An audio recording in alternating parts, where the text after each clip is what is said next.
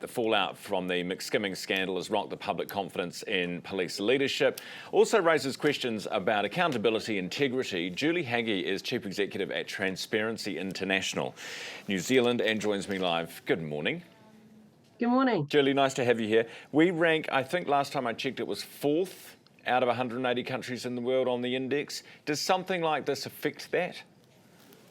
This is exactly the sort of thing that affects the drop in or the rise in corruption perceptions index, because it's about what people think, what business people think, and what assessors think about what's happening in New Zealand.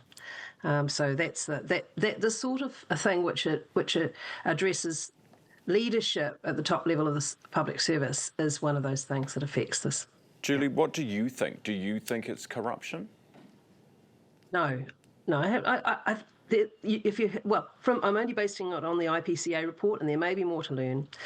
But what I see is a cultural integrity problem at the level of not being able to manage conflict of interest, not being able to recognise when relationships might be interfering with your understanding of, checking, having integrity checks and making sure those flow through, and then holding information from the minister, which is maybe under the belief that you're protecting him, but actually that kind of thing is just part of the systemic problem of trying to protect what you've got, what you think you believe in, and then being found out to be not true. That's so I see it more as there is certainly misconduct there, but I don't think it's outright corruption, no. Do you think would it help with our, perceptions of corruption, perceptions index? Would it help if we had further sunlight shed on here? It's the best disinfectant. Do we need some kind of further inquiry? Do we need to know, with Costa in particular, do we need to know about other decisions that he might have been involved with when it comes to charges, for example?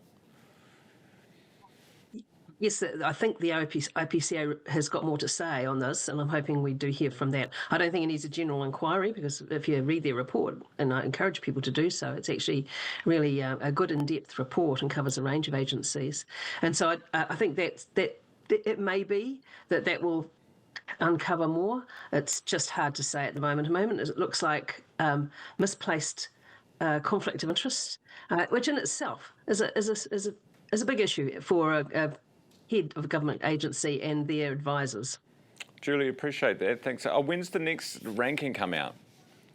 You can expect it in early February. Okay. Any idea? Are we going up? Are we going down? Don't know. I'm worried about it, but hopefully we hold steady. All right. Well, we'll find out in February when there's some transparency around that list. Thank you. That's Julie Haggie, Chief Executive at Transparency International New Zealand.